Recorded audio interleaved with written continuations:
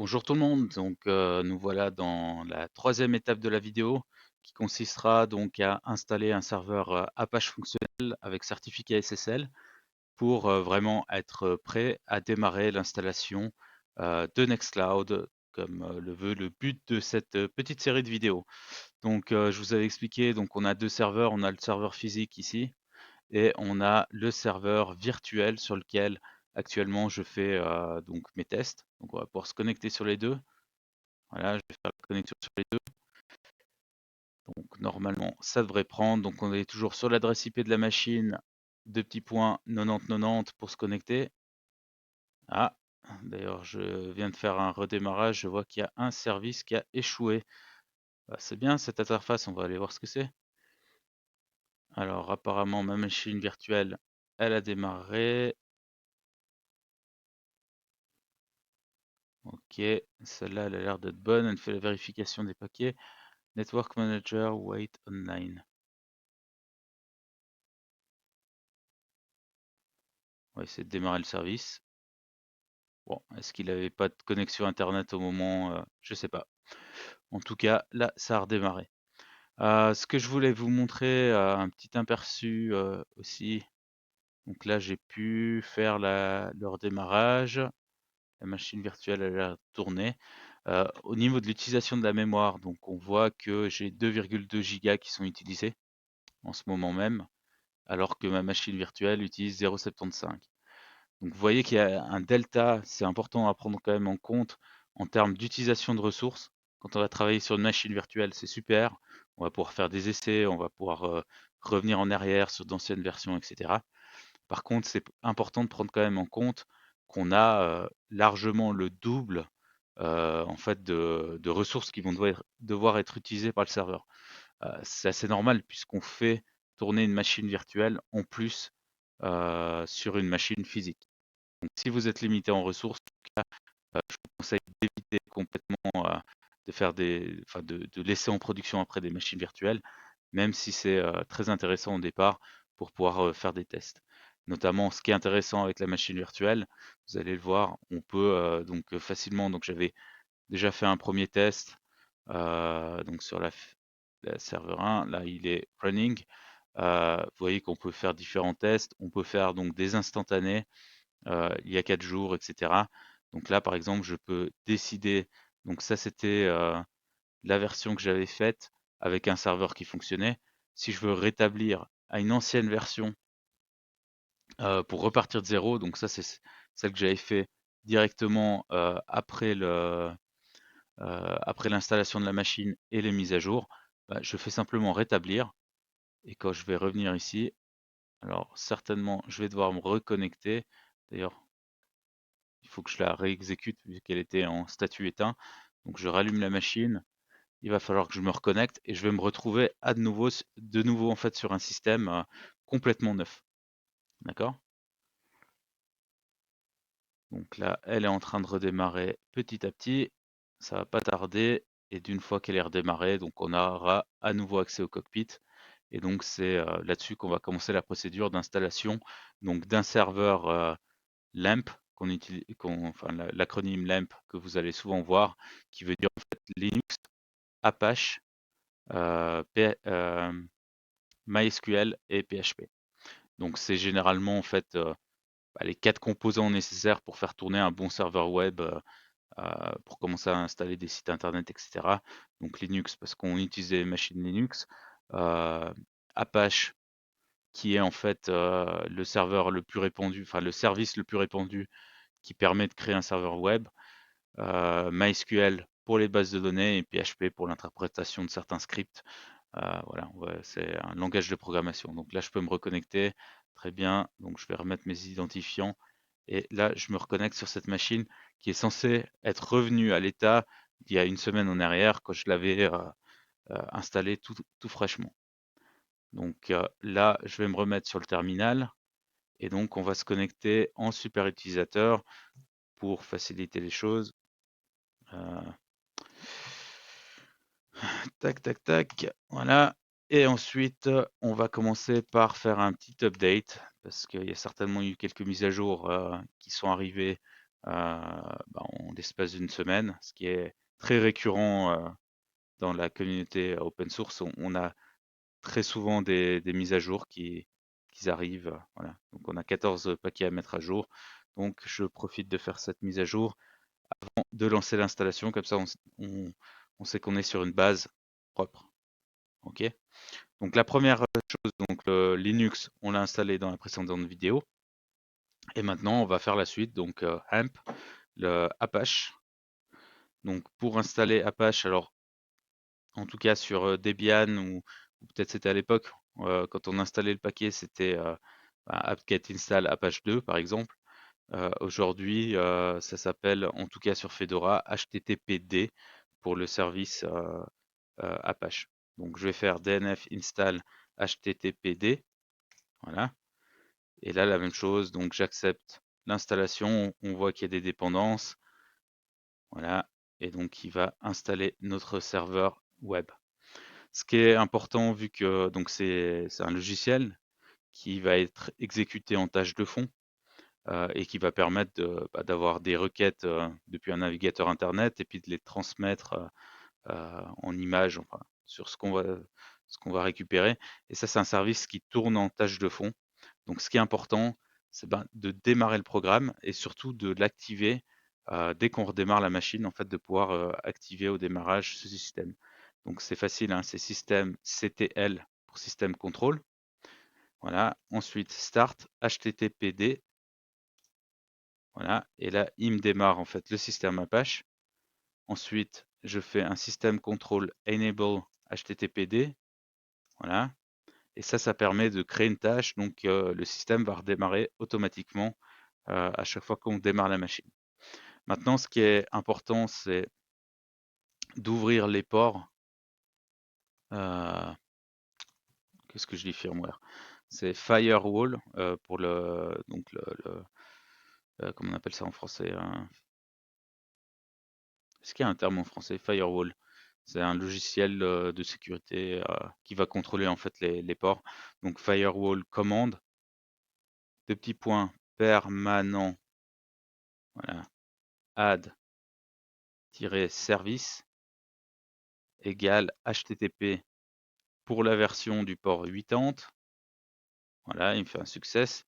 HTTPS pour le 443, si je dis pas de bêtises maintenant, qui sert en fait aux versions sécurisées. Donc, vous savez que maintenant on a beaucoup du HTTPS, donc le protocole sécurisé, qui nécessite le 443, si je dis plus de bêtises, qui doit être ouvert. Voilà. Ensuite, je peux faire de nouveau en fait les mêmes commandes, mais à la différence que je vais pas les mettre en permanent. Je sais plus si c'est obligatoire ou pas, mais voilà, je vais le faire comme ça. Et puis après, je vais faire un reload. Donc ça devrait. Ah, oui. En fait, voilà, il n'était pas actif. Donc on a bien activé maintenant les deux ports qui sont activés directement. Voilà. Donc là, ça veut dire que notre machine, elle a ouvert un port, le port 80 et 443, qui vont écouter s'il y a des requêtes qui viennent d'un navigateur externe. Donc c'est pour sortir en fait du réseau. Donc voilà, ça c'est important de pouvoir le faire. Maintenant, on peut installer donc le PHP.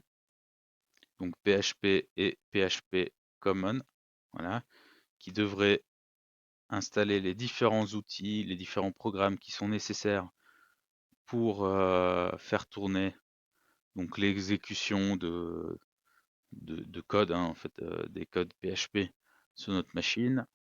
Et ensuite, on va installer MySQL. Alors là, on va installer MariaDB Server, qui est un logiciel qui permet. Qu'est-ce que j'ai fait? DNF install MariaDB Server. Voilà. Donc, il y a un logiciel qui va permettre de traiter en fait les données dans les bases de données. Voilà. Donc là, la même chose. On fait l'installation.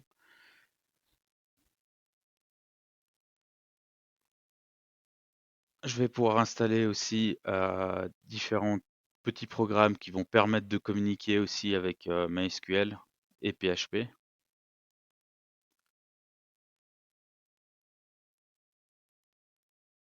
Tac. Donc là, normalement, l'installation est presque bonne. 71 paquets sur 78.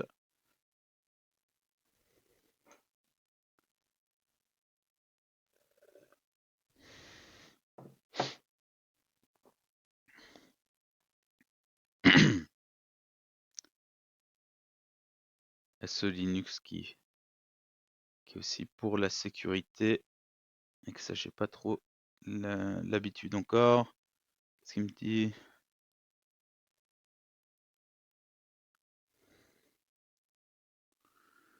Alors ça, je sais pas exactement ce message d'info.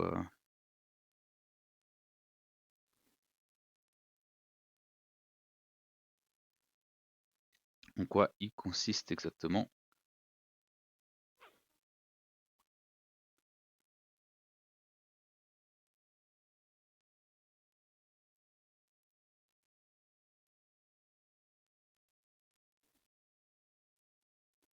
Voilà, là on installe le dernier paquet. Voilà, normalement on est tout bon. Donc maintenant DNF install PHP MySQL. Hop. Oui, MySQL ND, c'était ça. PHP GD, PHP CLI et PHP MB string. Et d'ailleurs, bah, ça prend un peu de temps, mais parce que là, ça va aller chercher en ligne. Généralement, hein, quand on fait MB par exemple, et je fais tabulation, voilà, si c'est le nom du paquet, donc il va me l'auto-compléter. Donc là, j'installe. Ok, donc lui, il est déjà installé. Juste vérifier les autres paquets. Ah bon, en fait, ils ont déjà été installés, je pense, dans les paquets de dépendance. Donc certainement, voilà, visiblement, ça c'est bon. Donc maintenant, ce qu'on va pouvoir faire, c'est qu'on va pouvoir à nouveau démarrer MariaDB qui système control start MariaDB, MariaDB service. En fait, je crois qu'on peut le MariaDB, ça fait un lien sur le service. Donc voilà, ça c'est pour démarrer le service de gestion de la base de données MySQL. Et ensuite, je vais le faire enable aussi pour qu'il redémarre à chaque fois, à chaque redémarrage de la machine. Donc là, je pense pour démarrer le système, il doit créer les premières bases de données, donc ça prend un petit peu plus de temps. Flèche du haut, je reviens sur ma commande, enable, tac.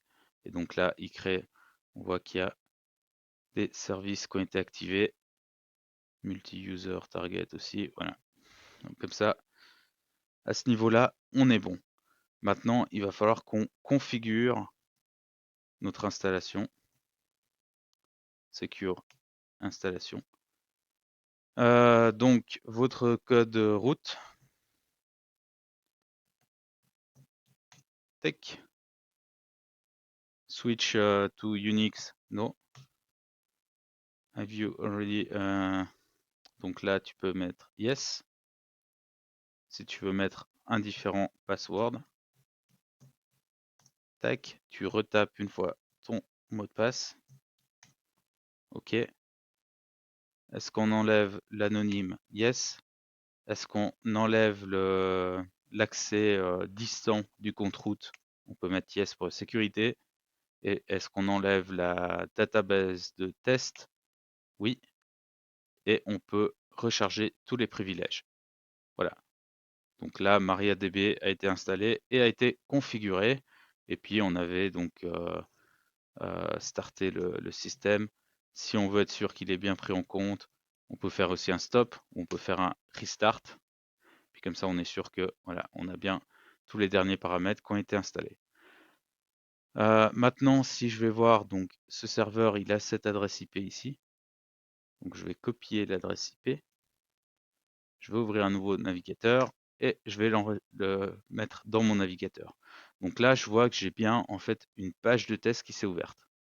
Donc c'est parfait, c'est-à-dire que le serveur fonctionne et vous allez voir que sur un serveur Apache, donc on a cette page de base et puis si on va dans var www html, voilà, on devrait pouvoir en fait modifier donc non, enfin ça c'est le directories où c'est qui va aller chercher tous les sites. Et puis pour enlever cette page d'accueil, on va modifier le welcome.conf. Donc en fait le modifier et commenter toutes les lignes. Ok, donc je reviens sur mon terminal. Hop, je me suis mis. Bon, je pense qu'il va revenir d'ailleurs l'adresse si je. Voilà, tac, c'est bon. Donc on va cd change directories, etc. init.d, c'est une ancienne httpd conf.d qui va contenir en fait tous nos virtual hosts. Voilà. Si je regarde pour le moment, bah, j'ai pas grand chose à part le welcome.conf. Donc maintenant je vais éditer le welcome.conf, donc vim, donc l'éditeur de texte, welcome, et j'ouvre. Ensuite je vais taper i pour pouvoir éditer et je vais rajouter en fait des commentaires. Donc voilà, comme ici, en fait c'est ce petit signe qui sert de commentaire. Donc à chaque fois qu'on va rajouter ce signe sur une ligne, en fait elle ne sera pas interprétée par le programme. Donc c'est comme si on avait en réalité rien écrit. Par contre, je sais que dans la documentation, il disait qu'il fallait mieux commenter que de supprimer les lignes parce qu'à la mise à jour, s'il n'y a pas le fichier, il va le réécraser et réécrire à nouveau. Donc voilà. D'une fois qu'on a fait ça avec Vim, donc Escape, 2 petits points pour lancer une commande, W pour écrire, Q pour quitter. Voilà, c'est facile et comme ça on a enregistré notre, notre modification. Et on peut même faire un restart. Alors normalement c'est pas obligatoire. Bah, j'aurais. Si, c'est possible que c'est obligatoire. Donc si je reviens là, je fais httpd. Ça devrait suffire pour que si j'actualise la page, voilà, je me retrouve avec plus rien. Maintenant, donc on va créer un virtual host donc pour un site internet. Donc en l'occurrence, on va programmer mon site tuxmountain.com. Et ça sert à rien d'aller voir parce qu'il n'y a pas grand chose. Mais du coup, je vais faire. Donc là, je suis toujours dans etc httpd conf.d et je vais donc créer un nouveau fichier pour tuxmountain. Donc vim tuxmountain.conf. Insertion. Et là, on va devoir donc taper un texte. Alors, je peux le taper ou vous pouvez facilement en trouver des bases et puis ensuite modifier. Mais en gros, on va faire cette commande ici, ce qui permet d'ouvrir une écoute sur le port 80, donc HTTP de base. On met le nom du site. Voilà. Ensuite, document route, c'est en fait à l'endroit où on va trouver notre site internet, donc les fichiers de base. HTTP normalement. Et puis par exemple tuxmountain. Voilà. Et puis on sait que c'est dans ce document-là qu'on va placer en fait tous les documents de notre site internet. Ensuite, on peut faire un var log httpd tuxmountain error.log par exemple pour avoir un fichier de log spécial et puis custom log custom log. Voilà, on ne fait pas d'erreur parce que si on fait une erreur, ça ne marchera pas. Var log httpd tuxmountain access log combined. Voilà. Et comme ça, donc ça va nous créer. Donc là, on vient refermer virtual host. Et donc ça va nous créer WQ, notre fichier pour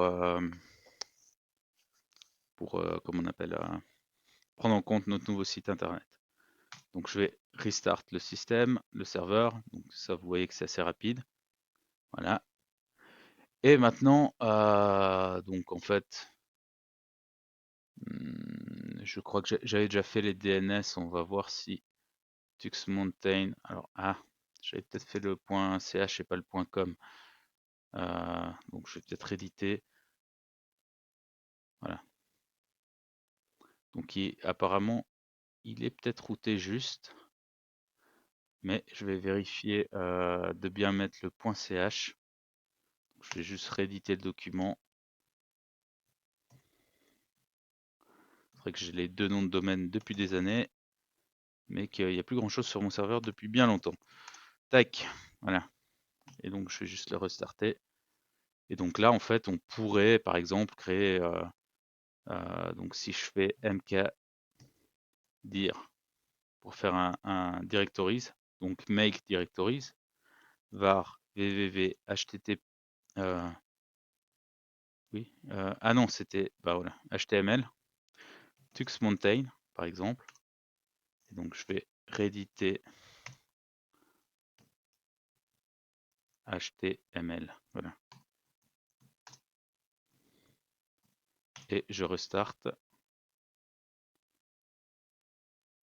Et donc là, si je vais dans le dossier qui est censé contenir mon site internet, par exemple, donc var www html tuxmountain ls-l, actuellement il est vide.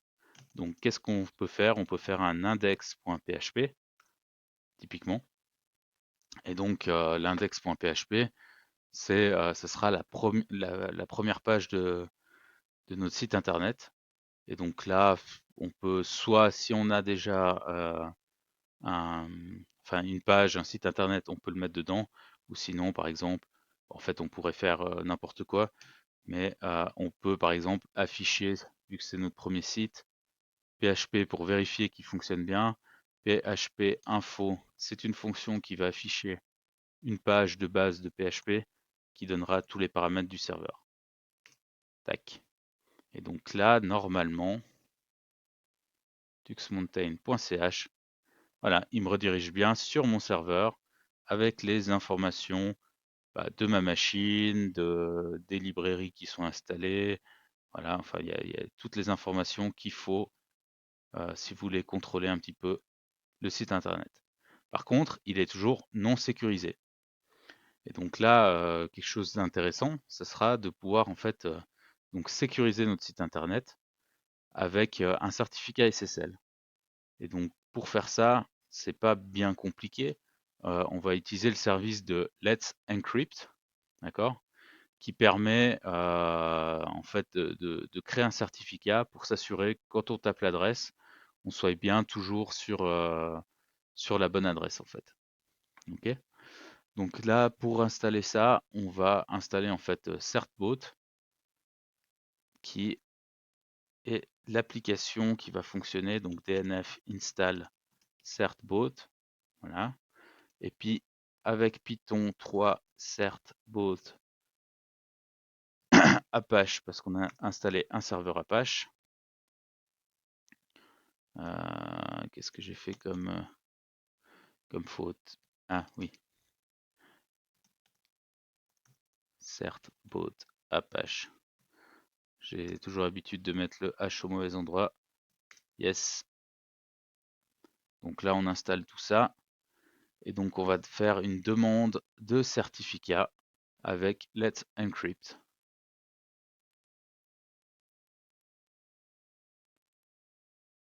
Voilà. Donc, certbot de tirer Apache, ça devrait fonctionner. Donc là, il n'y en a pas. Donc, entrez votre adresse email. Donc, on va faire info@tuxmountain.ch du coup. Est-ce qu'on accepte le service? Yes. Est-ce qu'on veut être contacté pour des pubs? Peut-être pas. Donc là, on a bien le tuxmountain.ch, select the appropriate number, donc 1, voilà, et donc on fait notre request de tuxmountain.ch.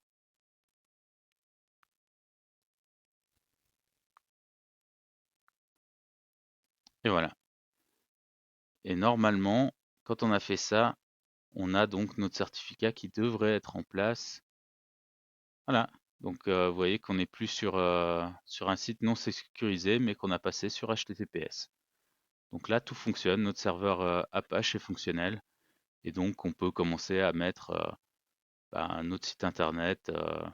Voilà. Je peux vous montrer par exemple mon ancien site internet. Ce que j'avais, il faut juste que je retrouve le fichier. Et je vais vous montrer comment le mettre à l'intérieur pour afficher un premier site internet. Donc voilà, j'ai retrouvé mon site internet que j'avais fait à l'époque. Donc ce que je vais faire simplement, donc je me mets à la racine et donc je vais faire un tar czf perso.tar.gz perso, tac, voilà. Et normalement là je devrais avoir donc si je vais dans file browser par exemple, non c'était là, j'ai bien une archive qui a été créée, donc je vais la télécharger tout simplement, voilà. Et ensuite si je retourne, ce que j'ai, ah je l'ai pas là, hop, application, je vais juste faire pour pouvoir le transférer facilement, file, installer,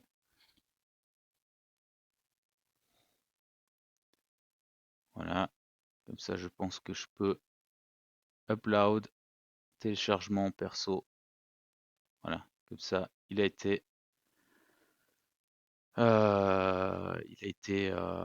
ajouté.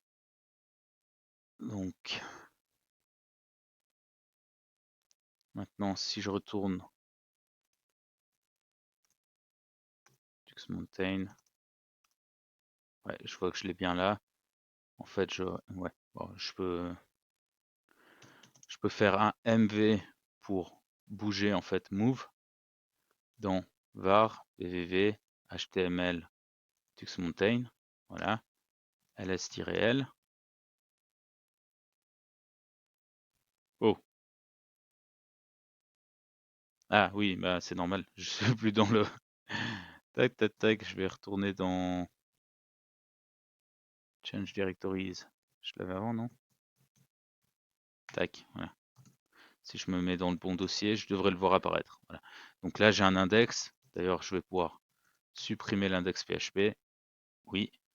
Et je vais donc détarer donc des IP en fait, hein. X, Z, F, perso, tar, GZ. Voilà. Tac. ls-l. Et donc maintenant, ah, par contre, je voulais pas avoir le, parce que je pense que si maintenant je vais vérifier, voilà, en fait, il va m'ouvrir perso. Voilà. Ça, c'était mon ancien site. D'ailleurs, je sais pas pourquoi. J'ai ça, c'était un accueil d'un autre site que j'avais fait un voyage. D'ailleurs, 272 jours, je suis pas très très sûr que ce soit juste, hein, parce que c'est déjà passé. Mais voilà, j'avais fait un petit blog, voilà, un petit tuto, lien, enfin bref. Voilà, c'était un petit site que j'avais fait, ben, vous voyez, en 2009. Voilà, ça date un petit peu. J'ai pas fait grand-chose dessus. Mais vous voyez comment on peut simplement en fait faire un site rapidement. Donc là, le seul truc qui m'embête, c'est que j'ai encore la racine perso. Alors, c'est soit, en fait, je peux très bien le garder et je vais faire alors, etc httpd conf.d. En fait, j'aurais pu faire un vim directement, hein. Vim etc httpd conf.d. Et puis là, je prends le tuxmountain.conf. Et puis en fait, depuis ici, maintenant il m'a modifié, donc je vais faire, excusez-moi, hop, perso. J'enregistre et si je fais un système contrôle restart HTTPD, vous allez voir que si je fais tuxmountain.ch, ah non, il n'a pas pris. Il n'a pas pris parce que peut-être qu'il faut que je modifie aussi le tuxmountain SSL. Let's encrypt SSL. Je pense que c'est ici aussi qu'il faut que je modifie. Donc je rajoute qu'il est dans perso. W quitter. Je restart. Et maintenant, je pense que voilà, j'ai mon site internet qui démarre directement. Disons que je veux modifier ma page d'accueil.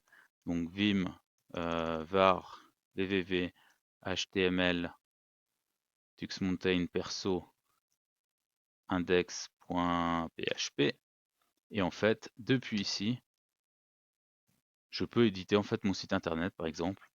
Donc puisque donc en fait ça c'est juste ah mais voilà.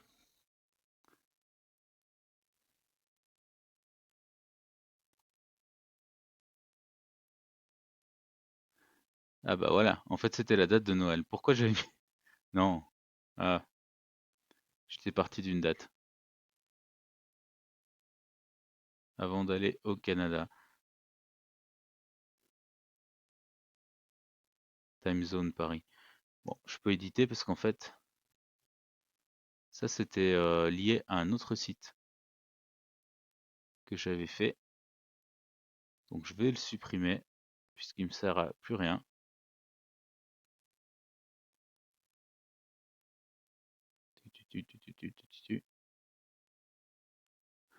Alors normalement il y a des commandes sur Vim pour pouvoir supprimer des lignes complètes.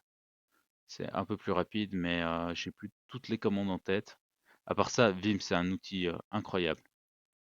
Mais voilà, il faut l'utiliser régulièrement. Et, voilà, je pense que si je supprime ça et je fais wkit, je devrais avoir mon site qui réapparaît correctement. Voilà, tout simplement. Et donc d'ailleurs, je pourrais continuer à l'alimenter. Donc voilà, cette vidéo, ben, je pense qu'elle est terminée pour cette partie. Vous avez vu comment installer un serveur LAMP fonctionnel en une trentaine de minutes. Et d'ailleurs, pour faire les choses bien, je vais retourner sur mes machines virtuelles. Et je peux très bien dire, je crée un instantané qui s'appelle fin du tutoriel 3, par exemple. Voilà. Et donc là, ça va me créer une image de la machine. Et comme ça, je pourrais, même si je la supprime, je peux revenir à ce moment-là. Et je sais que la partie 3 de la vidéo, elle est terminée. Et on pourra reprendre à cet endroit-là pour la suite de la vidéo. Donc voilà. J'espère que cette vidéo sera instructive. Elle pourra aider certains d'entre vous qui cherchent à monter simplement un serveur Apache pour votre site internet avec certificat SSL. Et puis sinon, sinon je vous... Ah, mais ça, je crois que en fait, ça doit être un timeout. Parce que visiblement, j'ai déjà eu le problème, mais ça avait fonctionné quand même. Alors elle n'est pas encore apparue, mais je pense qu'elle va apparaître dans un moment. À mon avis, c'est la tâche de fond qui dure plus longtemps que peut-être justement le serveur, ce qu'il accepte. Là, j'ai toujours en cours. Il va falloir que je vérifie ce qui fonctionne ou il fonctionne pas. Pourtant, il me dit en cours. Donc j'ai cette tâche qui parfois crache. Peut-être que c'est ma connexion internet qui n'est pas très bonne, je sais pas. Visiblement, elle a l'air d'être bonne là de nouveau. Et donc oui, d'ailleurs sur le serveur, si vous voulez voir au niveau des services, c'est là qu'on devrait pouvoir aussi voir avec l'interface HTTPD. Voilà, elle est en cours, elle est activée. On peut vérifier s'il y a des erreurs. D'ailleurs, ça c'est un petit message d'erreur qu'on pourrait corriger en rajoutant dans le fichier de configuration, donc server name, pour éviter ce message d'erreur. Server name égale localhost. Et là, en fait, si on veut redémarrer, on peut redémarrer notre serveur depuis ici, par exemple. Voir tous les journaux. Donc on va voir à quel moment je l'ai allumé, à quel moment je l'ai réteint, quand on a fait le certificat SSL. Donc on a tous les stéroïdes qui vont se trouver dans ces fichiers-là. Donc vous avez la possibilité de le voir comme ça, ou en ligne de commande avec tail-f. Voilà, je ne vais pas continuer plus longtemps parce que sinon ça va nous faire une vidéo relativement longue. Et donc je vous invite à attendre la sortie de la prochaine vidéo pour l'installation de Nextcloud. Voilà, je vous remercie d'avoir suivi. Si vous avez apprécié, ben, n'hésitez pas à mettre un pouce et pourquoi pas à vous abonner si vous voulez m'encourager à continuer à faire des vidéos. À bientôt.